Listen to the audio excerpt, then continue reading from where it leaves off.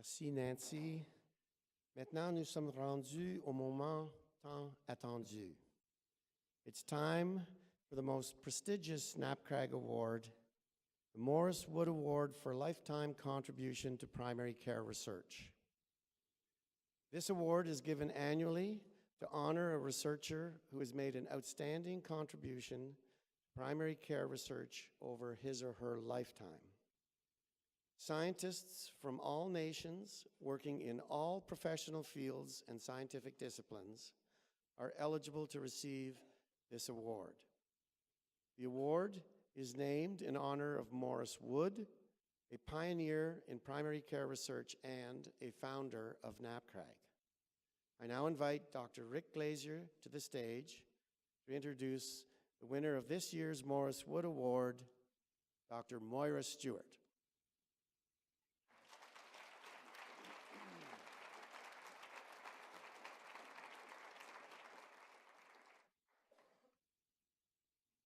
Good morning. I want to start by saying that it's a tremendous honor and privilege and pleasure for me to be presenting, to be describing the contributions briefly of Professor Moira Stewart. I'm doing so on behalf of her three nominees, which include me, but also Doctors Judy Bell Brown and Merrick Zwerenstein. So I feel especially honored to be able to have this opportunity. Moira Stewart is a primary care epidemiologist, distinguished university professor at Western University in London, Ontario. She holds a bachelor's degree from Dalhousie University and a PhD from Western. And I'm going to touch on three areas of Moira's contribution, the first one of which I expect you'll hear from Moira, and the second two probably not so much because she's pretty modest about what she's done. So I'm going to talk about the science, and Moira, I'm sure, will tell you more about that. I'm sure that's in her talk. But her leadership and her mentorship are the areas I'm going to focus on the most. But first, to touch on the science. Those of you who teach students, teach residents, will recognize the boxes that you check when you're observing and supervising them for things like the learner understood the patient's context. The learner explored the illness experience of the patient. The learner found common ground in the treatment plan with the trainee or with the patient. The trainee or the student did that. And who here has checked off those boxes? Those kinds of boxes? Just about everybody. The reason that those boxes are so important is that they're part of the patient-centered method. And the patient-centered method has science behind it that is rock solid. And that science has been led with a team, an interprofessional team, an interdisciplinary team.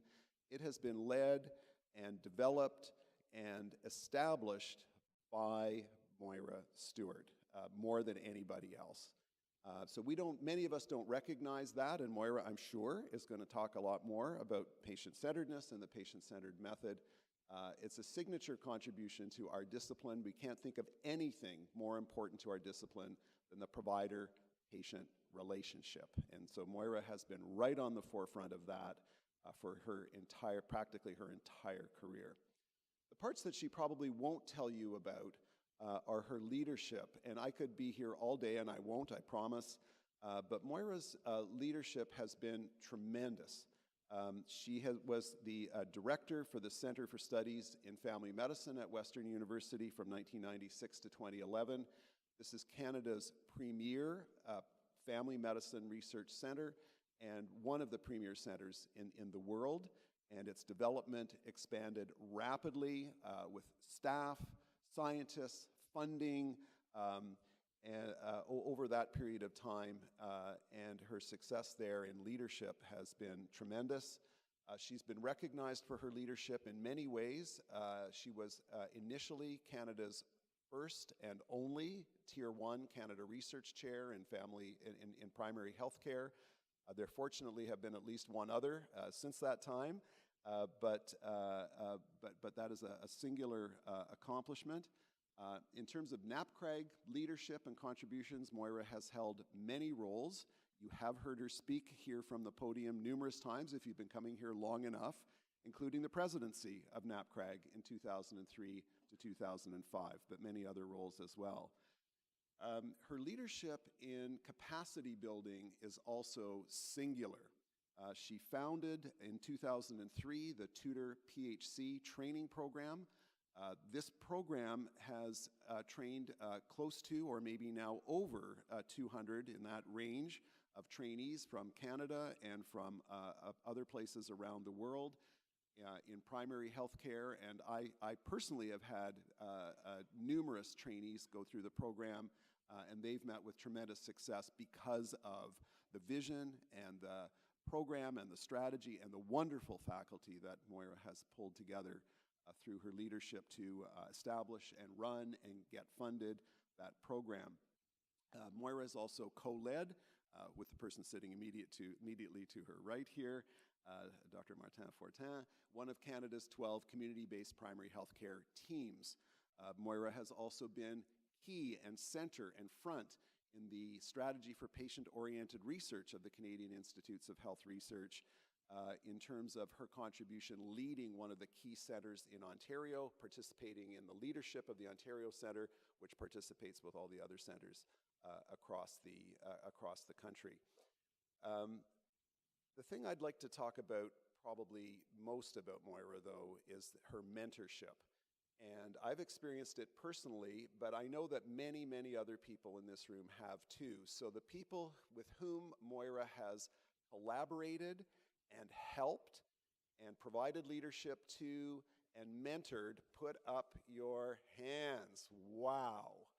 Wowee. Every corner of this room, Moira, has got hands raised.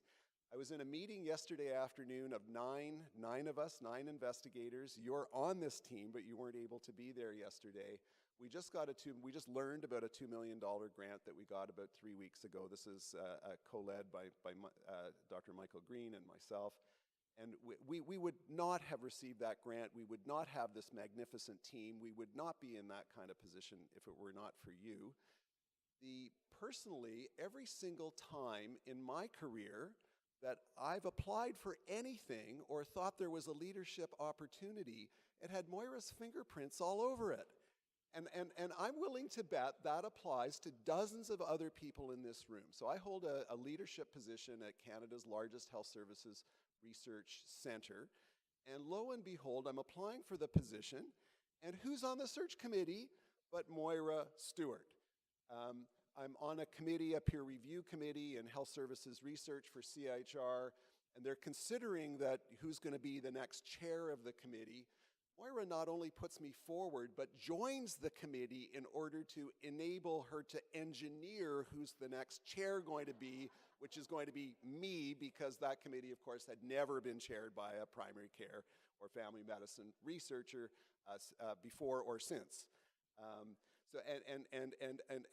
I'm pretty sure just about every other leadership endeavor I've undertaken has, probably including NAPCRG leadership as well, has had Moira's fingerprints all over it. But I know that I'm not singular in that regard. I realize that there are dozens and dozens, and from what I saw, hundreds of people who've been touched in the same way and who've had the tremendous honor and support and leadership and mentorship that you have provided, Moira. Moira is a trailblazer in her research methods and questions. She also, what I've learned is her relationships with stakeholders and decision makers and her ability to get research into the hands of those folks and get used and have uptake has also been really singular. So I'm not going to stand in between you and actually hearing from Moira, but I just wanted to, it's a tremendous pleasure to introduce you, Moira, and to congratulate you and to thank you personally on behalf of everybody in this room and across NAPCRG and around the world. Congratulations.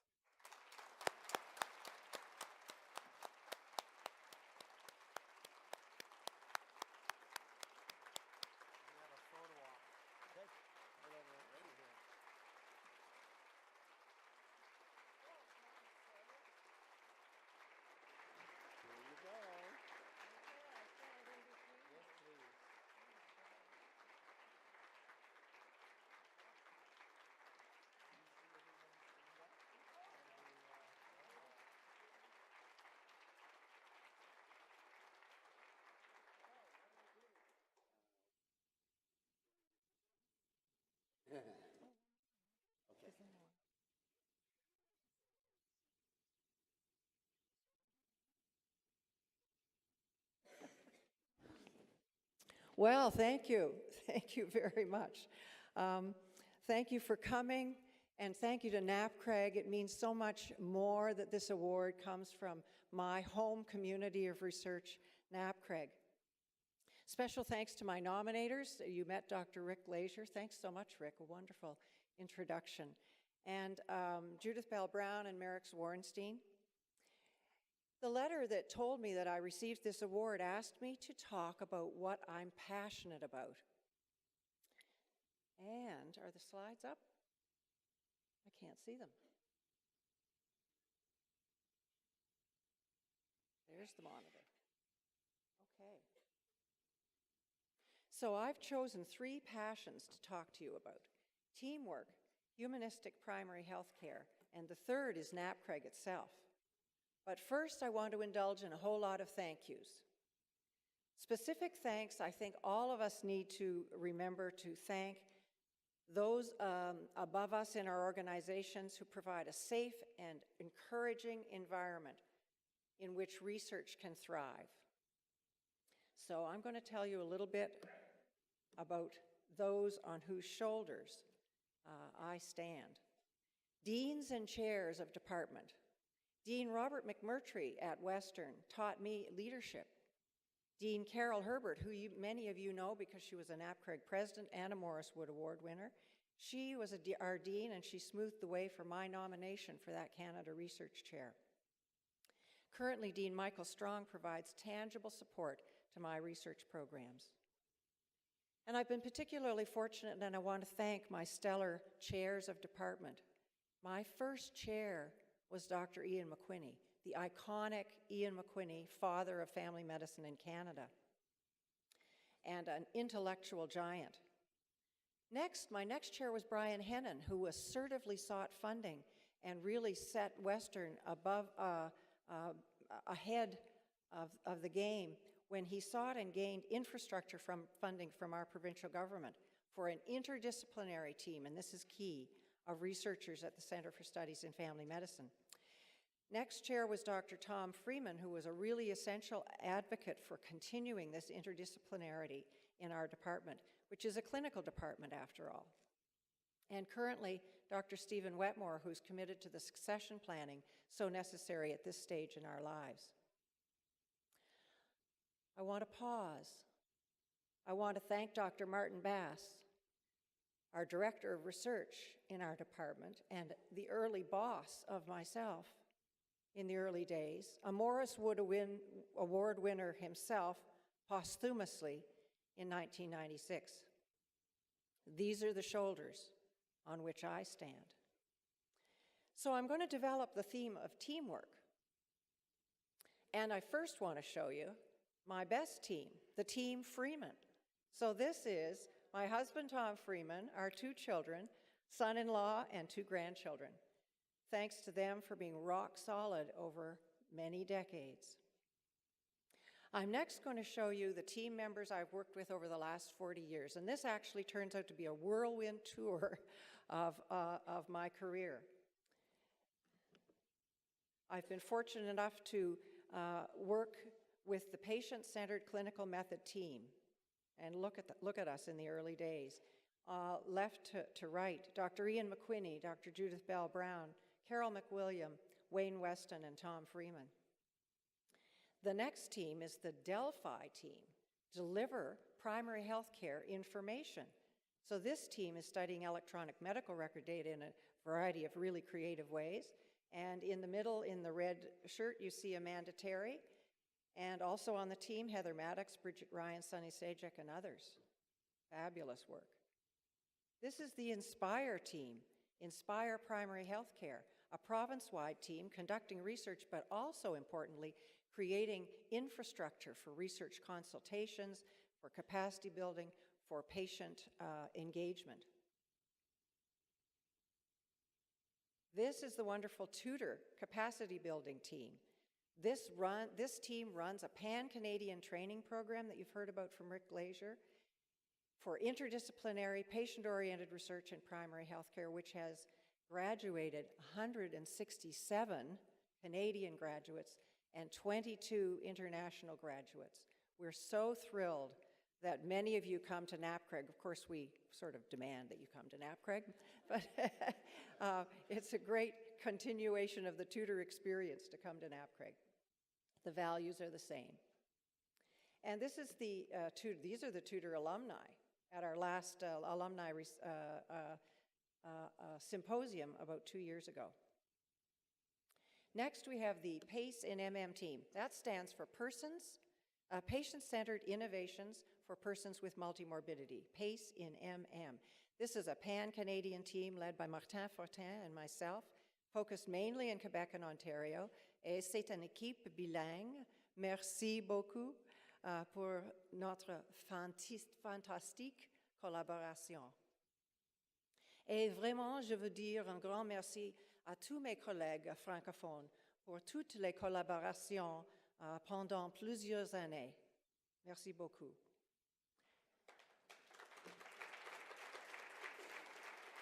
So, what role do I play on these teams? They're widely varied roles. Sometimes I'm the orchestra conductor, selecting the pieces, facilitating the players, working in harmony. Sometimes I'm a musician, executing as flawlessly as possible while listening to the others to keep the balance just right. Sometimes I'm a composer, making a whole piece out of an original idea. But sometimes, like David Foster, I'm an arranger who creates a new work based on someone else's brilliant musical idea. And the latter takes a lot of listening for ideas and discernment of what is a good idea. I'm going to turn now from teamwork to my second big theme, and I've called this Humanistic Primary Health Care. That is primary health care that attends to the disease, if there is one, but also to the person and the family seeking care. It's not too much of a stretch to say that humanistic or humane primary health care is a glue that helps hold society together. For example, by helping immigrants adjust to a new environment, by assisting families to stay together, by empowering young couples who are parents of under 5-year-old children be better parents than they would if they did not have the support of primary health care. I'm really passionate about the intangibles of such care. Respect, support, positive energy. Indeed, these intangibles can guide all professional relationships, be they patient-clinician relationships, student-teacher relationships, and relationships among research team members. All of these relationships demand that each of us use our creative imagination to put ourselves in the shoes of the others, to imagine what it's like for that other person, to suspend our own ego for the moment and assist the other. These are the values of primary health care, and these are the values for life. So my research career has largely been an attempt, with many others, to make these kinds of intangibles tangible and therefore make them researchable, make the implicit explicit. That's the way I look at it looking back, but at the time, I thought I was just muddling through, albeit thinking things very carefully at the time. So what was my motivation? I'm an epidemiologist. How did I get started on this? Well, it started when a happy-go-lucky me became sick at the age of 21. What should have been a manageable sickness set me back for 2 years at a stage of life when I should have been spreading my wings. And in retrospect, it's plain that there was no continuity of care. There were single visits with student health and 3 specialists, no ability to meet the patient at the level of emotion, bias towards a hypothesis of malingering on the part of the young patient still living at home, no concept of the life course or the context of a patient in early adulthood needing to meet the life goal of independence. And I emerged a changed person, not so happy-go-lucky, a very serious person, steel in my spine, determined to use the life I was given, and I thought actually given back, to make a strong and independent contribution.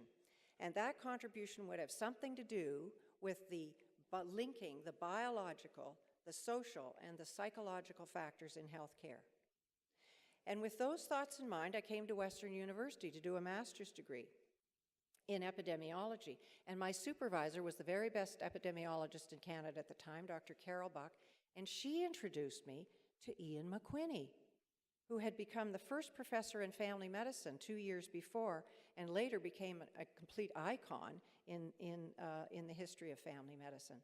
And he strongly recommended to me that family medicine would provide an opportunity for research on the integration of the biological, the social, and the psychological factors.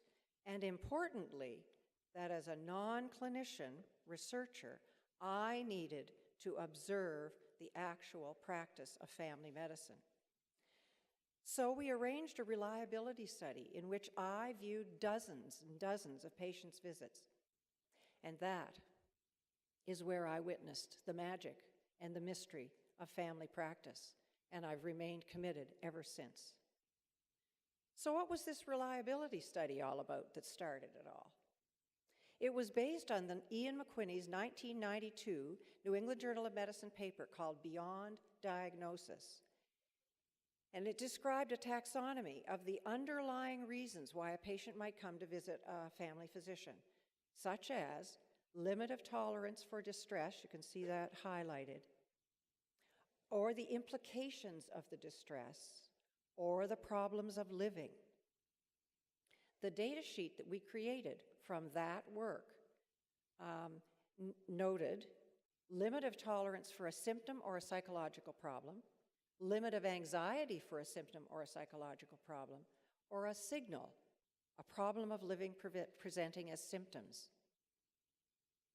This was a new kind of thinking in those days of the real reason, the underlying reason why patients come to seek care. And out of this deep thinking about why patients seek care came the articulation, eventually, 10 years later, of the patient-centered clinical method. And this story, reflecting on the magic and mystery of family practice and making it explicit, is what this story is all about. It's fascinating, but I don't have time to tell it all to you, just to say that one of the important ingredients is the middle line in this slide. The concepts were made explicit by clinicians reflecting on what worked in their visits with their patients. These concepts were empirically derived from clinical practice. The patient-centered clinical method had a powerful impact. It's led to 2 books which have had multiple editions and an international series with 8 edited books. The method itself provides a guide to clinicians for their visits with their patients, and the method invites clinicians to consider these 4 interactive components. To explore health, meaning the patient's view of health and their aspirations for life, disease, the history and physical, and the patient's illness experience, their feelings, ideas, effects on function, and expectations. Secondly, to come to an understanding of the whole person, including that life history, the context, the culture, and the community context. Thirdly, finding common ground, a mutual discussion of the problems and priorities, the goals and roles of the patient and the clinician, and then a mutual agreement on what should happen next. And fourth, enhancing the patient-clinician relationship, including consideration of compassion, power, healing, and hope. What happened next was, in my view, and from researchers' point of view, a major advance. Our team set out to develop measures of these interactive components, which set the stage for the research program and for the education evaluation. Here are 3 slides just to summarize the decades of research that we've done. Here are some of our explanations or mechanisms that we found. Patient-centered clinicians are actually more flexible. They have a much wider range of scores than clinicians who are not patient-centered, who have a narrow range of scores. That patient-centered visits took approximately the same amount of time, and that of the 4 interactive components, finding common ground was the most strongly related to positive patient outcomes. Here are the outcomes that we studied. We found that patient-centered care led to greater symptom recovery or resolution, better patient self-reported health, and 1/3 of the costs, 1/3 of the costs of laboratory and diagnostic tests than non-patient-centered visits. Now, others, including Dwamina's systematic review, have reported positive impacts on functional status, on physiologic outcomes, on healthcare utilization and costs by lots of other researchers. Here are some key points from our intervention studies, bottom line being that patient-centeredness is teachable, learnable, and has an impact on practice. What I want to do next is I want to walk you through a consideration of the processes that led to these concepts and this research program. You know, we made decisions organically at the time, but we made them conscious kind of in retrospect after examining our milestones over the decades.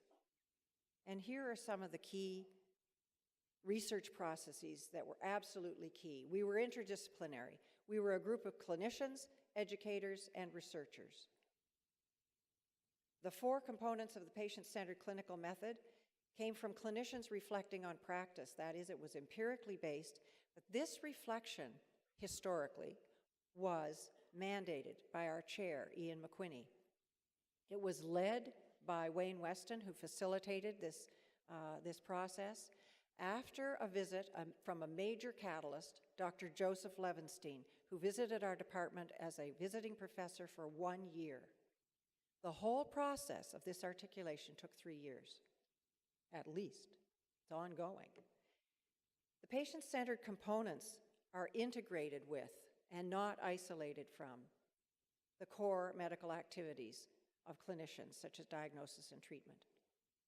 The components were not seen merely as a model at the high level, nor were they seen, which would be one end of the spectrum, nor were they seen as, you know, a checklist of 150 patient-doctor communication skills, but they were seen somewhere in the middle as the tasks of practice, guides for practice.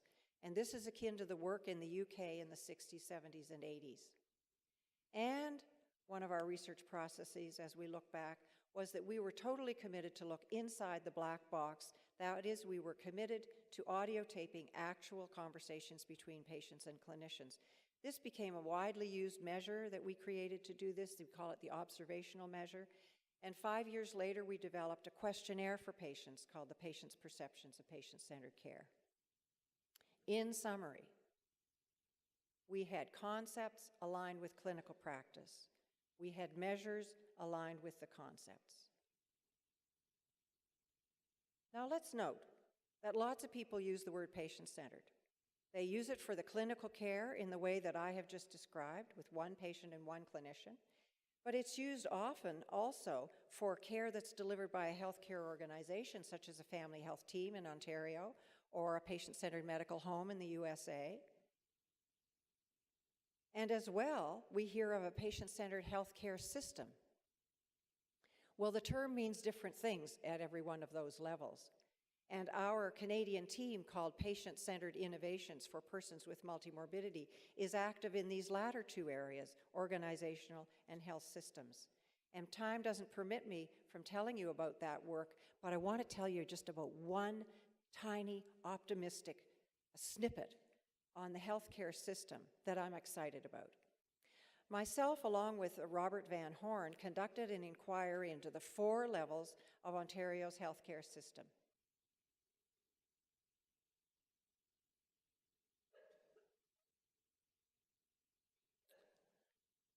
With the foundation being the patients. If you don't put the patients at the foundation, you've already missed the boat.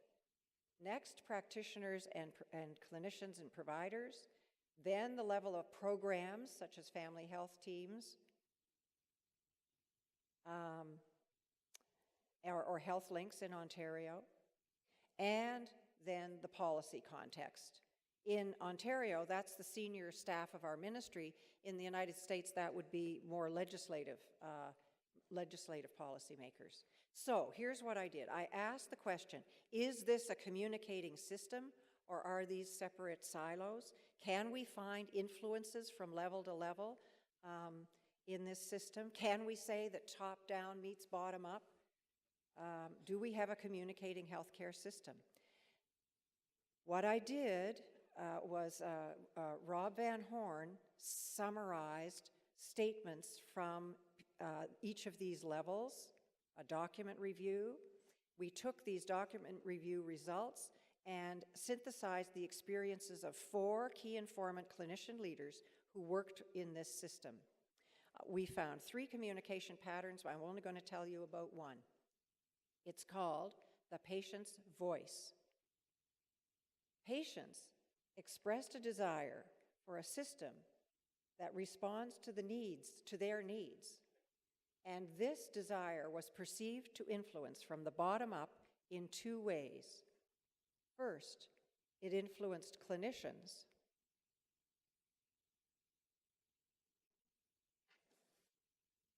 who then identified that the patient voice was important to them. And second, that patient message influenced the creation of personalized care plans at the level of the organization. And these care plans, in turn, influenced clinicians to identify that their care was more integrated and coordinated. And all of this took place in an explicitly acknowledged system, a top-down influence from the policymakers of a need for a patient-centered system. And this was perceived to impact on the development of those personalized care plans. This is one example, in my view, an optimistic example of bottom-up meets top-down and congruence and communication in a healthcare system. Turning now to my third passion, NAPCRG. In an era when values are not transcendent, they are rather ephemeral. We need to name and recommit to NAPCRG's values in order, at the very least, not to lose them. And in talking about these values, I'm channeling Dr. Maurice Wood, the founding president of NAPCRG, whom we are remembering today. And the first value is nurturing. I want to put forward the idea of a continuum of nurturing. Each of us, regardless of our stage of career, comes to NAPCRG and finds oneself nurtured. Each one of us has the responsibility to nurture others. This is reciprocal. The nurturing is active also between the meetings. There are so many NAPCRG activities, but also we get in touch with each other throughout the year and ask for support and receive support. All those nomination letters, all those supporting documents. My second point is to highlight how refreshing it is to come to a meeting without having to run the gauntlet of the medical industrial complex. Do you realize the commitment that it takes that underlies this reality? We are, as a result, less financially well off. We are, however, self-sufficient and wonderfully free of conflicts of interest. We at NAPCRG choose our partners. As an organization, you choose your partners carefully based on shared values and goals, not on commercialization. That purity, I think, is really laudable, and only at NAPCRG. My third point is that for all of you to become the excellent scholars that you aspire to be, you must learn beyond your national boundaries. You must know the literature from countries other than your own. Thanks to this forum, NAPCRG, unique in the world of primary care research, it provides an invaluable opportunity to hear and meet researchers from many other countries. So to step up to true excellence in your scholarship, you must take full advantage of this opportunity and attend presentations by brilliant researchers from other countries and meet them, shake their hand, and just watch that international collaboration unfold before your eyes, only at NAPCRG. And my fourth point is about leadership. Yes, leadership is about having a vision, sharing that vision, motivating and collaborating toward the vision, but at NAPCRG, it must be so much more. Leadership at NAPCRG is about valuing diversity and interdisciplinarity, but leaders in NAPCRG must also be international statespersons. Well, I've lost my page. Where did the last page go?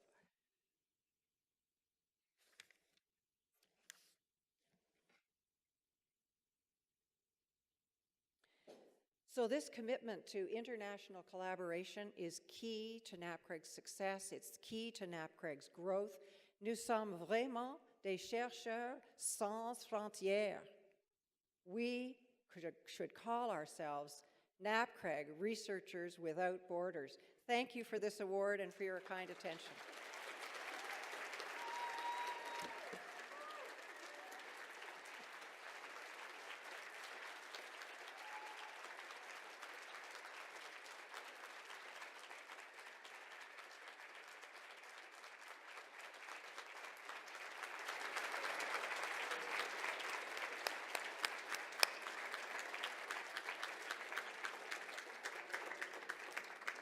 On behalf of the Research Committee of NAPCRG, we'd like to offer our congratulations to all of the winners today. And I'd like to remind all of you here that you are integral to everybody's achieving these awards, from our trainees to our mentors to, of course, the wonderful people whose lives we celebrate with the Wood Award. At this point in time, I want to remind you to do two things. One, encourage your trainees to present and submit their completed research, and also to be sure to look for the call for nominations for our awards, which will be out on the NAPCRG website and NAPCRG Connect after the first of the year. And now I'd like to give the rest of the morning back to Mark Ebel.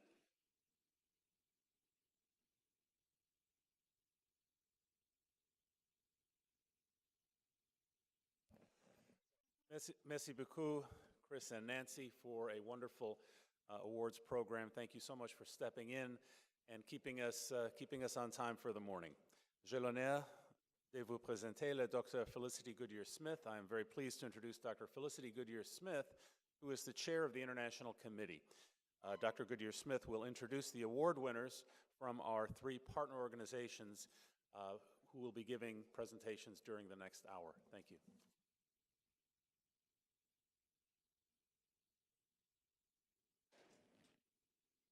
Good morning, everyone. Look, it's my great pleasure to be able to introduce our international award winners. And through the International Committee, the very best family medicine research is disseminated internationally through reciprocal prizes. So this means that NAPCRG selects the top researchers presenting here, and they go and present in the UK, in the Netherlands, and in Australia. And in exchange, the UK Society for Academic Primary Care, the Dutch Family Medicine College, and the Australasian Association of Academic Primary Care select prize winners to present here at NAPCRG. So it's my very great pleasure to introduce this year's international prize winners. So the first one is the one from the AAPC, the Australasian prize winner. This is Professor Grant Russell. He's head of the School of Primary Healthcare and director of the Southern Academic Primary Healthcare Research Unit at Monash University in Melbourne, Australia. He's a primary care clinician and a health services researcher, and his research program focuses on understanding and optimizing the performance of primary care practices in an era of primary care reform. And he's also the immediate past president of AAPC. Grant's going to talk to us about why do nations differ in their ability to provide equitable access to primary care for people living without mental health conditions.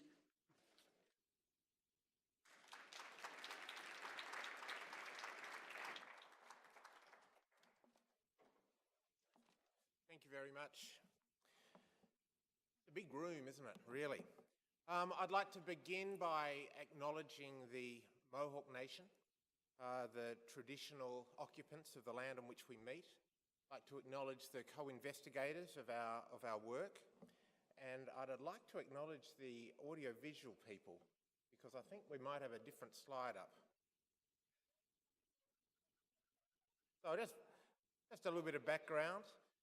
It gives me a chance to acknowledge Moira Stewart, what a wonderful winner of the Maurice Wood Award and a mentor of mine, and she was a long-suffering PhD supervisor. Now, I'd particularly like to acknowledge NAPCRG and AAAPC because there's a bit of a tradition that's actually going on with this award. And it's really, I think it started last year with Ronnie Gunnison, who started a tradition of self-disclosure. And what Ronnie disclosed was life as a rural Swedish academic living in Australia. So we've all got a past, and I figured that I probably should share a little bit of mine. It's maybe a little bit more tortured than Ronnie's, and so there we are. But like Ronnie, the road to NAPCRG is always the road we want to be on, and so fortunately I was able to, not that long ago, appear in front of Bill Hogg's band in NAPCRG 2013 singing Wild Thing. It's probably one of the lowlights of NAPCRG. All right, what we're doing today is I want to examine how and why nations vary in their provision of access to primary care for people with mental health problems. It's a study that's part of the Impact Centre of Research Excellence, which is a Canadian-Australian collaboration, which is about trying to co-create innovations to improve accessibility to enduring primary care for vulnerable individuals. Impact's based around 6 local innovation partnerships, 3 in Australia and 3 in Canada, and around them circuit a series of other projects, one of which is the source of this work we're talking about today. Impact is based around an access framework, Jean-Fred Lévesque's access framework for primary care, that talks of the path to quality primary care as needing to transcend a balance between the supply dimensions of care and patient abilities on the demand side. So, that's the framework of Impact, but the background to this work is the background to so much work within NAPCRG, and that's around about the real benefits of primary care being to the It's about the fact that those with mental health conditions are disproportionately challenged in getting to primary care. And interestingly, there's evidence that says that the very fact of mental health conditions, the prevalence varies across nations. We had a recent Commonwealth reanalysis of the Commonwealth Fund presented by Jean-Fred a day or so ago that showed that, again, those with mental health conditions face disproportionate barriers and challenges to care.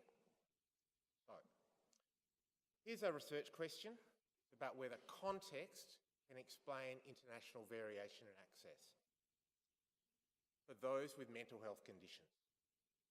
Approach, there's 3 steps to what we're doing. Firstly is a reanalysis of the Commonwealth Fund survey. Secondly, reviewing findings of the survey with experts across the world, and then having a special focus on mental health. All right. So as far as the reanalysis, I think many of you would be familiar with the Commonwealth Fund. This particular version, the 2013, was looked at primary care experiences of adults. So what we did was that we pulled out of the survey and identified 61 items that asked about access. Then we asked the local partnerships with which we're working, Impact, to say, well, what really matters to you most in terms of access? We came up with 15 priority access questions from the Commonwealth Fund. There's only 3 of those that we're going to focus on today. The first one, a question around after-hours care and the ability to access it. The second, one about cost and the influence of cost on skipping treatment or investigation. And third, in the appropriateness dimension, looking at conflicting advice. So 15 priority questions, and 3 of which we're going to look at today. Okay. So we'd identified those questions, and then we summarised national performance against potential vulnerability using those questions. And potential vulnerability, we looked at extremes of age, we looked at morality, presence or absence of chronic disease. And for this piece of work is looking at mental health. Define people as having a mental health condition as those who reported having been told by a doctor that they had depression, anxiety, or other mental health problems. Interviews. So what we decided to do was to try and look at this variability and to discuss it with experts from a range of 6 of the 11 countries from the survey. We asked each expert, and they were health services researchers and consumers and policymakers and practitioners, to respond to the results to try and interpret what they meant. We sent them a package of slides a week before the interview, and then a long-suffering qualitative researcher tried to go through quantitative results with these individuals at late night web-based telephone calls. Then analysis was mixed methods. Creswell would describe it as a mixed method explanatory design, and we did a descriptive analysis of interview findings. Okay, I'm going to find my water, have a sip, and we're going to be looking at the results. 26 informants we managed to get people. There was only one nation in which we couldn't find a consumer, otherwise we were able to get 4 from each of the 6 nations. And they got it. They knew what we were talking about. It made sense to them, this whole journey that we were on. They were generally positive about the process. There were some pretty predictable challenges of survey design, and so our poor qualitative researchers were trying to explain design issues around the Commonwealth Fund, and one particular consumer did not like it very much because he said the biggest barrier to access is the kind of research you're doing. It skews reality and doesn't identify the main problem, which is the reception staff. Now, funnily enough, he gave a lot of really good other feedback, but I think he had a barrow to push. Okay, so now just getting into some findings. So there was clearly, we confirmed that mental health problems as reported by the patient varied by nation, 6% in Switzerland, around about 24% in the USA. Australia in around about the middle. Now, this is where you've got to take a bit of notice. Barriers in equity and inequity. Now, I'm going to show you the slides, or some of the slides that were shown to the interviewees. So firstly, around availability, and this is just raw figures of availability, which is the proportion of people in each country who were saying it was difficult to get care essentially after hours. And what we're going to do in the next few slides is to give some snapshots of some of the interpretations that the interviewers were coming up with.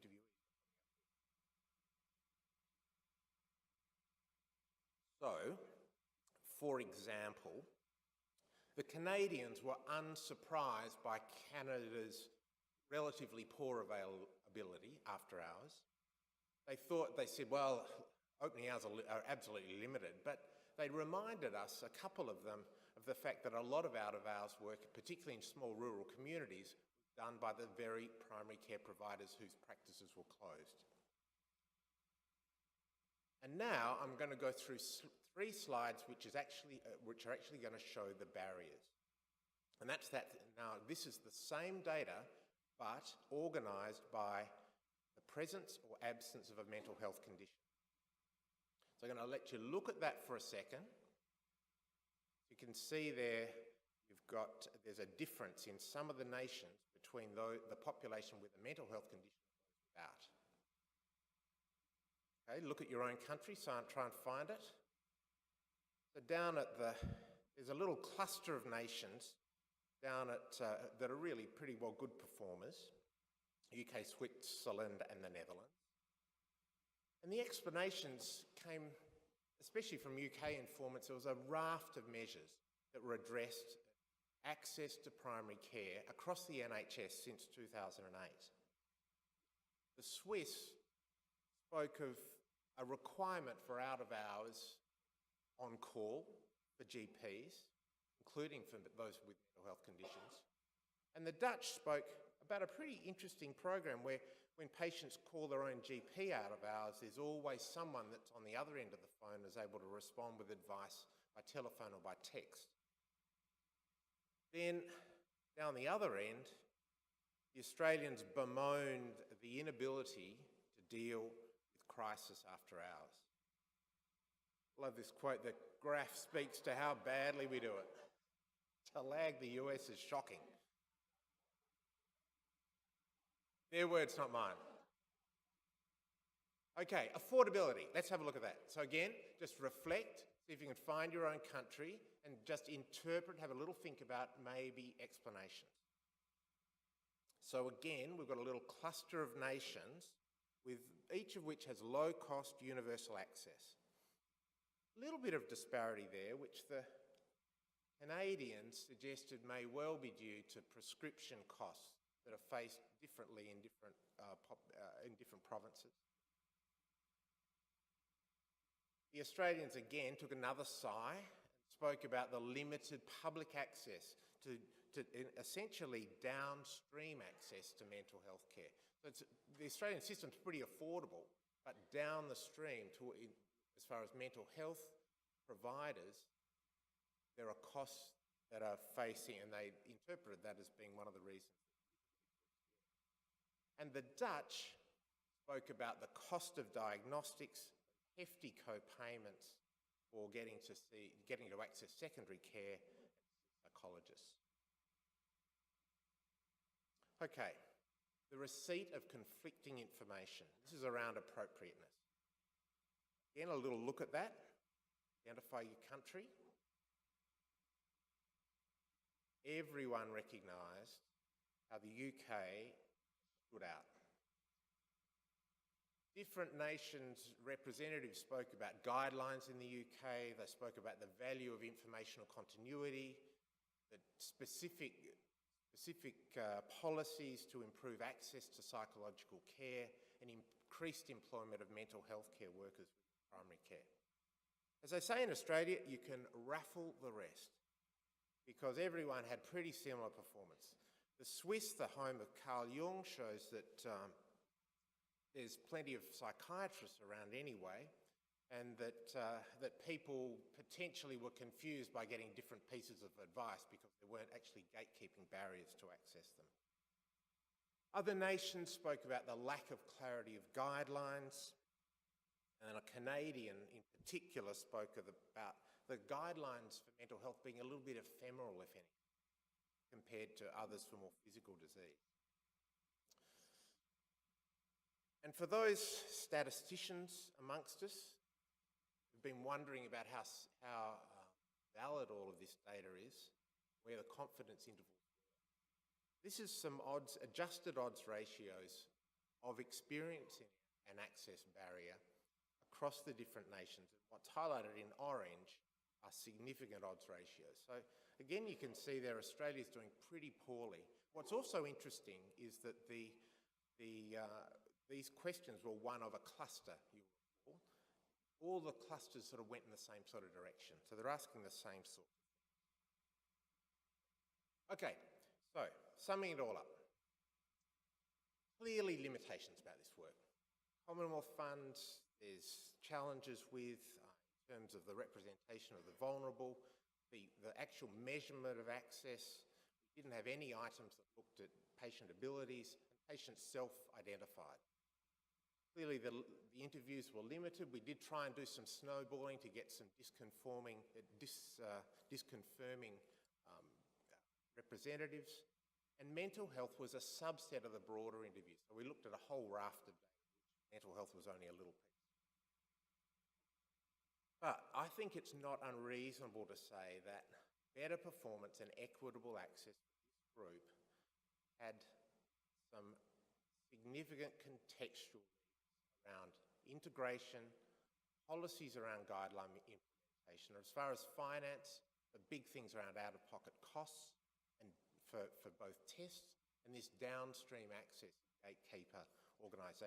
gatekeeper jurisdictions, introduction of intermediate level services, communication strategies, these interesting little communication strategies and linking strategies that some of the European countries were utilising. Comparing the nations, as an Australian, we're really always competing with the UK. We've got a big test cricket series about to start, and I'm very sorry to say we are looking behind the 8 ball here, because the UK ticks a whole lot of components. For the others, there's no consistently good performers, but there's some islands of excellence. So finally, I think it's clear from these results that international variation does exist in patient-perceived access for those with mental health.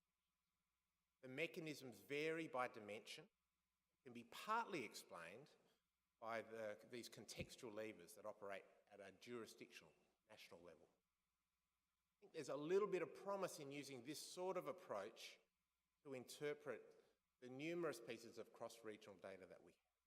And maybe NAPCRG might be a bit of a forum and a starting point for some of that. So, thank you very much. References.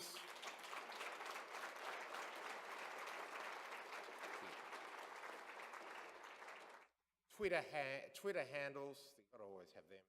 And then our partners and funding agencies. Appreciate your time.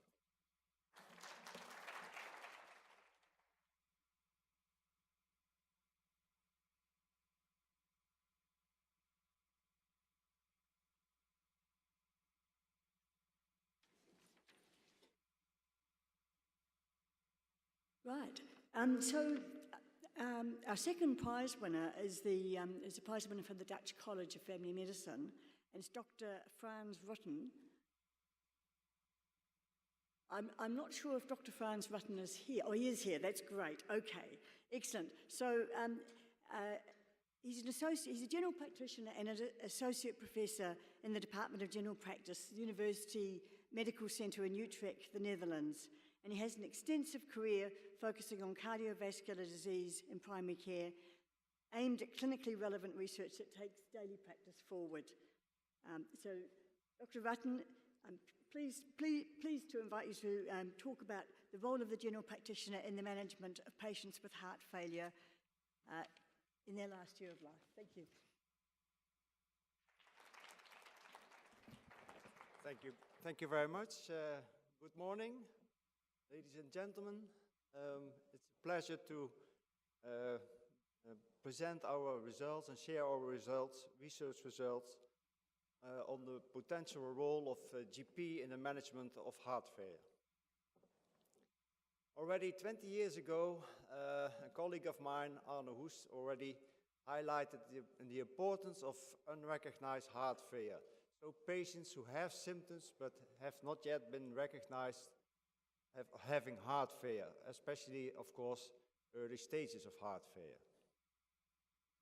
And very recently, we had an educational editorial in the BMG, which we highlighted the two major phenotypes of heart failure. So heart failure with reduced ejection fraction, heart failure with preserved ejection fraction. Both types of heart failure, of course, cause loss of stroke volume, but given the difference in the one is eccentric remodeling, so heart failure with reduced ejection fraction, and heart failure with preserved ejection fraction is concentric remodeling, and this causes a large difference in the way those are treated. So HFpEF, there are much less evidence-based drugs than for heart failure with reduced ejection fraction. And also last year, together with Joe Gallagher, a colleague from Durban, Ireland, we presented a paper on the role of the GP in heart failure. And I will cover these roles except for the out-of-hospital treatment of acute heart failure. So first of all, a role the GP could play is that he prevents the development of heart failure, so upstream management. And this is, of course, easily done by adequately treating hypertension, but next also not only hypertension, also type 2 diabetes, hyperlipidemia. Another way is what colleagues of us in Ireland did, and they did a very nice study, the STOP-HF study. So they randomized over 1,300 people from primary care, so aged 40 years and over, with hypertension, type 2 diabetes, or hyperlipidemia, and they randomized them to either a strategy in which those who had elevated natriuretic peptide values, that means the B-type natriuretic peptide is released from the heart when the left ventricle wall stress is elevated, and the other group was care as usual, and they could show that whenever you do that in this high-risk group, then you can see that when you better treat patients with those conditions as I mentioned, you can prevent the development of heart failure and left ventricular dysfunction. So the intervention group, those with elevated P and P, got cooperative care from the cardiologist, and the main driving factor was that those patients received more renin-angiotensin system blockers, more beta blockers. Then I want to highlight the selective screening. That's also a possible role a GP could play, so selective screening of high-risk groups in the community. We did already quite some years ago an assessment of patients who were labeled by the GP with COPD. And we could show that, let's say, undetected heart failure was very common. So 20.5% of the patients with COPD had undetected heart failure. And that was similarly in those who indeed had COPD and those who showed not to have COPD, because 40% of the patients after this assessment didn't show to have really COPD. And this is, I think, an important point that should be taken, is that heart failure in itself, and so also heart failure, unrecognized heart failure, can, because of pulmonary fluid overload, reduce your FEV1 value, and then it's more reduced than the FVC value. And of course, as a result, because of your FEV1, FVC ratio is decreased. And this is because of elevated interstitial pulmonary fluid pressure. So there's a great risk of overdiagnosis of COPD in patients with, let's say, unrecognized heart failure. And of course, both heart failure and COPD are the main causes, 80% of the causes of shortness of breath in patients aged 65 years and over. We did a similar study not so long ago, now in a bit younger population, so type 2 diabetes patients aged 60 years and over managed in primary care. And again, we uncovered that the uncovered heart failure was very common, so 27.7%. Now much more patients with preserved ejection fraction than with reduced ejection fraction. And what is important that we could already show in the beginning that physical functioning of those with, who showed to have heart failure was clearly lower than those with type 2 diabetes who hadn't heart failure. So physical functioning is an important question to take in mind whenever you consider heart failure. And this is a screenshot that shows that the screen-detected heart failure patients had a prognosis, a mortality risk that was in between those with known heart failure and no heart failure. And we did similar studies in the community, so also among frail elderly, age 65 years and over, even a higher number, so 33% of the patients had unrecognized heart failure. And we did a similar study in older patients who had shortness of breath, who came to the GP for shortness of breath within the year before our study. So we showed that 15.7% of these patients had heart failure. And always the prevalence of unrecognized heart failure was much more higher than that of known heart failure. So there's a lot of work to do. The third role is diagnosing of suspected cases. So whenever patients present to you at your office or at the surgery with shortness of breath, reduced exercise tolerance, or ankle edema, you have to consider heart failure. And that may be clear from my presentation until now, also when the patient has other possible causes for these complaints. So also when a patient is already known with diabetes or is already known with COPD. This is a study done by Hans Kelder, and it was over 700 patients. And again, similarly to the other studies, we assessed all these patients with ECG, physical examination, and echocardiography. And also here, about 28% of the patients had had heart failure. So indeed, whenever a GP considered heart failure, 1/3 of the patients, nearly 1/3, had indeed heart failure. And from this study, it's important that, and also from the other studies, is that physical examination is a good tool to come to the diagnosis, or at least to come to, let's say, a good chance that the patient has heart failure or doesn't have heart failure. Especially displaced apex beat or broadened and sustained apex beat in left decubital position is a good way to go and easy to be done by a GP. And importantly, whenever we have such results, we should get it into the guidelines. And we managed to get it into the guidelines in 2012, but also in the 2016 guidelines of the ESC on heart failure. We managed even to get it into the diagnostic algorithm. So that's important for the let's say that it's implemented in practice. And finally, very recently, we showed that there's also overdiagnosis of heart failure in the community. So we assessed nearly 700 patients who had the GP's label of heart failure, and we could show that in 17.3% there was no heart failure according to a panel of 2 cardiologists and the GP, and in 90.2% the diagnosis was uncertain. So the fourth role as a GP in the care of patients with heart failure is in those with stable heart failure.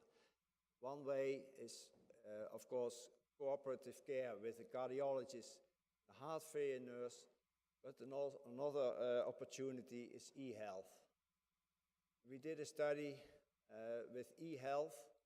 We did that with, we randomized 450 patients with heart failure, and they had nearly all had heart failure with reduced ejection fraction, and they were managed on heart failure outpatient clinics. So group 1 received care as usual, group 2 care as usual, but also the heart failure matters.org website, and the third group had an e-health adjusted care pathway with an integrated platform, also with a link to the heart failure matters.org website, and without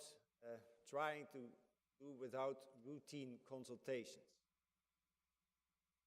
So this is a screenshot of the website. It's multiple languages, so now available in 9 and very soon in 10 languages.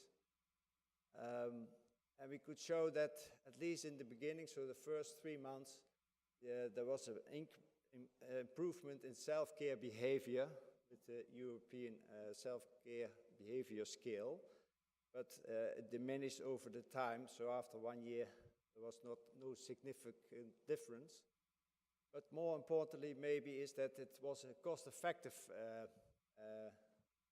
intervention. So it was more cost-effective than usual care.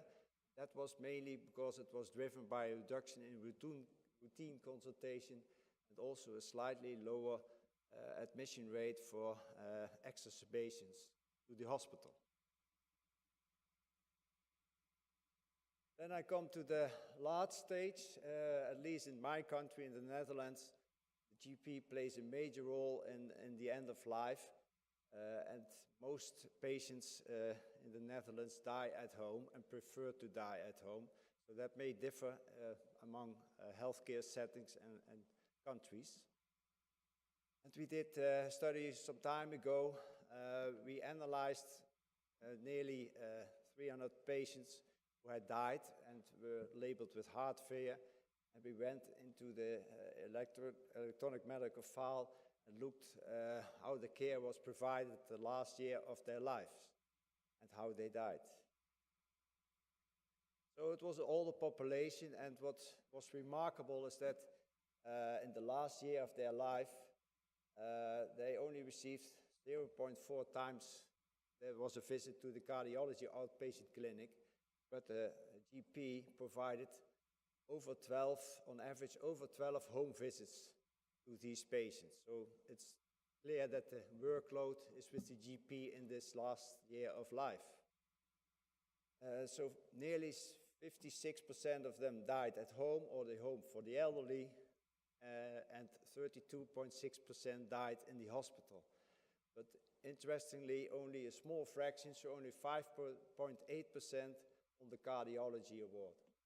And this is important because whenever you discuss end-of-life care with the cardiologist, they see the patient in front of them. That's one of those 5.8%. We see a patient in front of us of those other 95%. So the cause of death in this population is that only 23% of them died because of progressive heart failure. So that heart failure was the cause of their death. In the other cases, so it was 28%, it was sudden death, and 20% it was cancer, and 29% it were other causes. So the majority of patients with heart failure die with heart failure, but not because of heart failure. To summarize, the GP can play a crucial role in all stages of heart failure, also upstream. He's crucial in selective screening or risk stratification of those patients with hypertension, diabetes, hyperlipidemia. He plays a crucial role in early diagnosing heart failure, at least in settings where the GP is a gatekeeper, like in the Netherlands. He may help fine-tune therapy and improve treatment of patients. This is very important because heart failure patients have to take a lot of drugs. There's always a lot of problems with adherence. He can manage the comorbidities that go along with heart failure and the interactions with drugs. He can be involved in heart failure telehealth programs. And as I showed, he is a key player in the last year of life. So I want to acknowledge members of our Julius Cardiovascular Primary Care team, so Professor Arne Hoes, and also 8 of our PhD residents. They are now all finished, so thanks to them we could do this job, and thank you for your attention.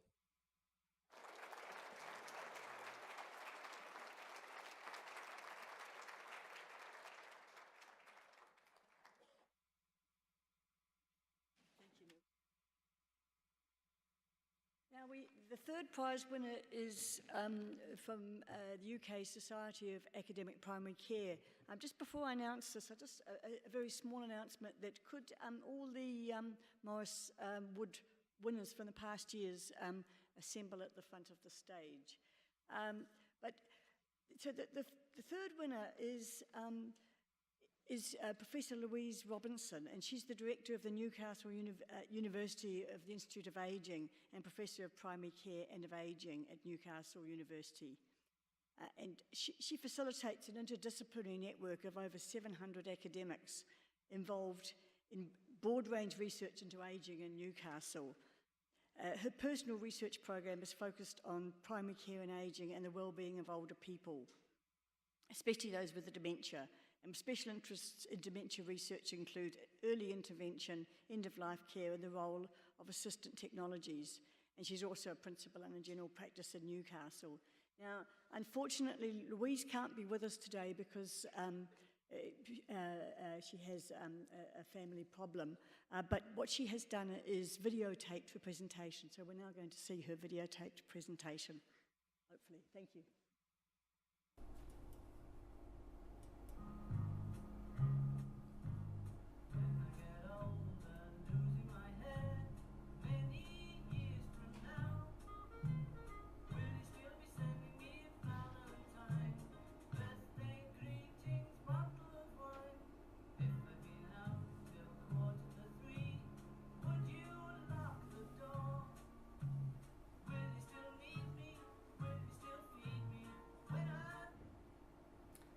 You all thought you knew the answer, but you'd be very wrong. Good morning, I'm Professor Louise Robinson from the University of Newcastle in the UK, and I'm really sorry I can't be with you today due to family circumstances. But what I'm going to do is do my presentation for you and hope that the quality is good enough that you'll appreciate what I've got to say, and I hope the conference goes really well. I'm delighted to have been awarded this prize, and as again, I'm sorry I can't be with you. So, what is it about the 84-year-olds? Well, of course, when the Beatles wrote that song many decades ago now, the average life expectancy for men was much less than it is now. Life expectancy is increasing by 2 years for every decade, and in the UK now, it's almost 80 years old for men. So consequently, if you're retiring at age 65, you've got almost another lifetime to live following your retirement. And the other interesting thing about the over 85-year-olds is that in the UK, they're currently the fastest growing subgroup of our population. Over 15 years ago now, this was a group of people at the Institute for Ageing in Newcastle we were extremely interested in. There were also a group of people who were often neglected from research studies because they were too frail, had sensory or visual impairment, and found it difficult to get up to research facilities to take part in research. So we decided in Newcastle to do something unique. We decided to set up a cohort of people who were all 85 and to study their health in great detail. We were interested in their biological, their medical and their psychosocial health, and also tried to understand the factors which had allowed them to reach the ripe old age of 85. And for me, as a GP, I was also very interested in the amount, quality and quantity of healthcare use, both in primary care and in secondary care, that they used. Because this was a group that our media often portrayed as frail elderly and those who were high users of primary community services. So what we did in Newcastle was set up a longitudinal cohort study. We identified all those people in Newcastle and North Tyneside, an area in the northeast of England, that were born in 1921 and who would therefore be aged 85 at the time of the study starting. We contacted all of the general practices in the area, and we were fortunate to get nearly 80% of general practices agreeing to participate. And from their patient lists, we then identified those born in 1921. Of over 1,000 people who were eligible to participate, we managed to recruit 845 individuals. Our initial funding came from the UK Medical Research Council, who gave us a 5-year programme grant to set up the cohort and also to follow up the study over a period of 5 years. But I'm especially grateful to the National Institute of Health Research School for Primary Care Research, who subsequently gave us the money to follow these people up 10 years after we recruited them, and thus established the Newcastle 95+ study. The data collection was extremely intensive. People were, once they'd agreed to participate, were visited 3 times in their homes by our research nurses, and these visits lasted for around 90 minutes. We took histories from them. We also used validated scales to assess their physical, cognitive and psychological health, and we took routine bloods and also put them through a whole variety of physiological and physical tests, such as timed up and go and and hand grip strength, ECGs and spirometry. This slide shows our success at following our cohort up. We had 485 people at the 3-year follow-up and 344 at the 5-year follow-up. So just under 50%, but equally impressive considering the age group and the percentage of people that were dying. In terms of our original sample, 62% were female, 55% lived alone independently in the community, and only 5% had no formal diagnosis of any illness. Interestingly, 40% of them, using self-rated health questionnaires, considered themselves in very good or excellent health compared to people of a similar age. Only a fifth considered themselves to have no disability when we measured their activities of daily living. This study, funded by the Medical Research Council, has provided a wealth of data analysis and a wealth of papers over the last decade, looking at a whole range of the aspects of the biology of ageing, to the prevalence of chronic illness, and looking at frailty in this population, and also helping us to inform policy and practice through describing the health of this population. But it's the data analysis that we were funded by the School for Primary Care Research that I want to actually briefly present to you today. One of the bits of data that we didn't get analysed in the initial 5-year Medical Research Council study was the very detailed work the nurses did looking at the participants' GP, medical and hospital record reviews. So what they did is they went into their GP, the primary care physician records, and over the past year prior to their joining the study, they looked at their health service use. They looked at all, not just their primary care consultations, but their use of social care services and hospital services, and they looked at the number of illnesses and significant events and drugs that they were on. So very, very detailed data until recently, which we've not been able to actually analyse in depth. So, following funding from the School for Primary Care Research, we were able to look at this very rich data. We looked at all the primary care consultations, we looked at the hospital events, and this included admissions as acute patients, outpatient clinic use, and attendance at accident and emergency. In terms of primary care consultations, 16 types of consultations were recorded, including the general practitioner, but also out-of-hours service use, nurse, including GP practice and community use, and other health professionals like health visitor and physiotherapist. We looked at all consultations in terms of how we're going to present the data to you, and also primary care consultations. So over the 5-year period from age 85 to 90, this is what happened to all their consultations, which, as you can see, actually slowly rises as they age. Not an unexpected finding, but what we did find, that certainly we found that really surprised us, was that their primary care consultations, especially in the last couple of years, seemed to decrease. But much of this workload in primary care was being undertaken by the general practitioner and not by other members of the community team, as we hypothesised, such as the community nurses and the practice nurses, who may have had a role to play in providing healthcare to this frail population, often living at home alone. In terms of secondary care, their use of outpatients and day patient and accident and emergency services remained remarkably stable as they aged, but there was a rapid increase in inpatient use in the last 2 years. These trends persisted and were significant when they were adjusted for factors such as sex, self-rated health, disability, disease score, cognitive impairment, and depression. And this was the same both for primary care use and for secondary care use.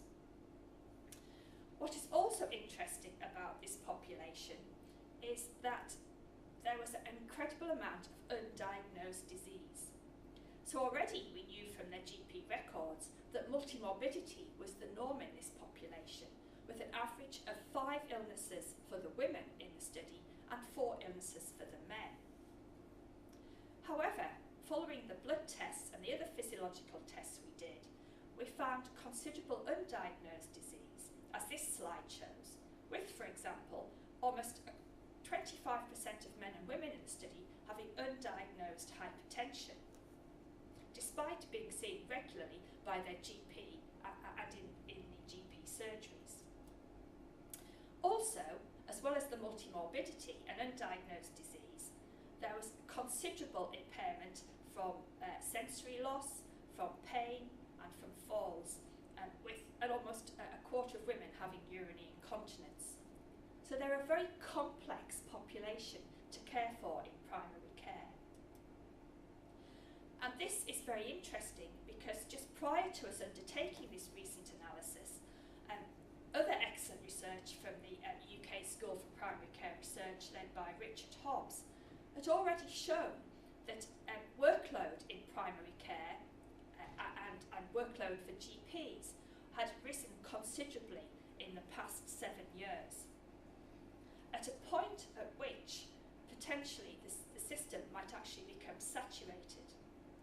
Although they weren't able to look in depth when they looked at the primary care consultations from this particular clinical practice research data link, they could see that a lot of this increased workload came not just from the young, the under 5s, but from from older patients, from the aged 85.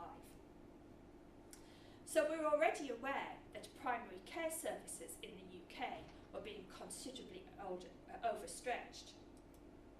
What this study has shown from the Newcastle 85 Plus study is it's able to give us some detail about the nature of those consultations that GPs are undertaking.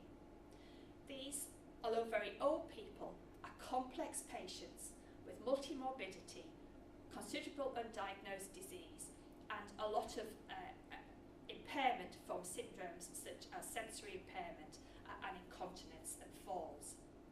And this led us to think in the study about whether the current GP in the UK is actually fit for purpose in terms of delivering care to an increasingly ageing population. When I trained as a GP, geriatric care was not compulsory. Any experience in geriatric care is still not compulsory for the young GP trainees I see coming to our practice now.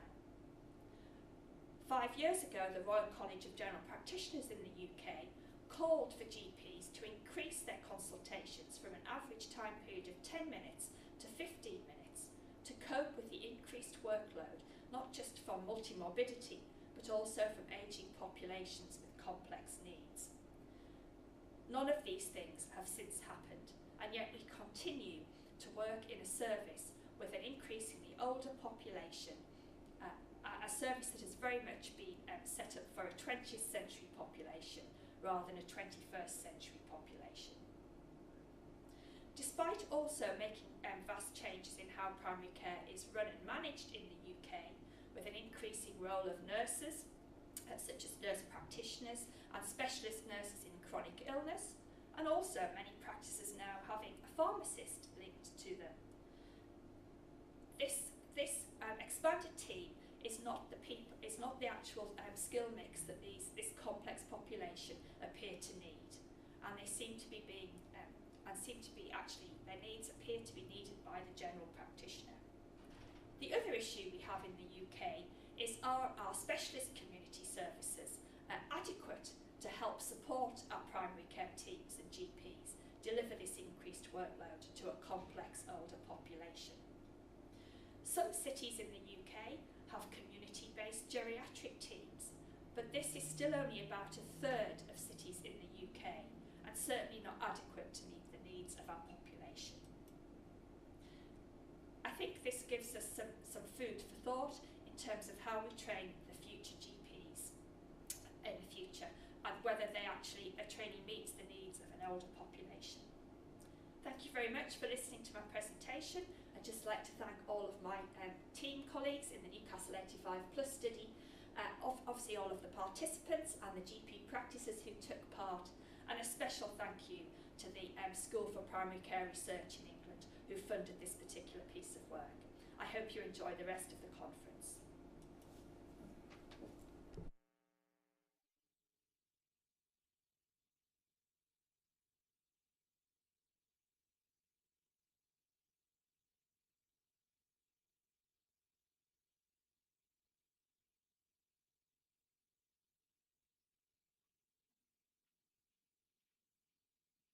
So I'd just like us to give another applause for our 3 winners. Thank you very much.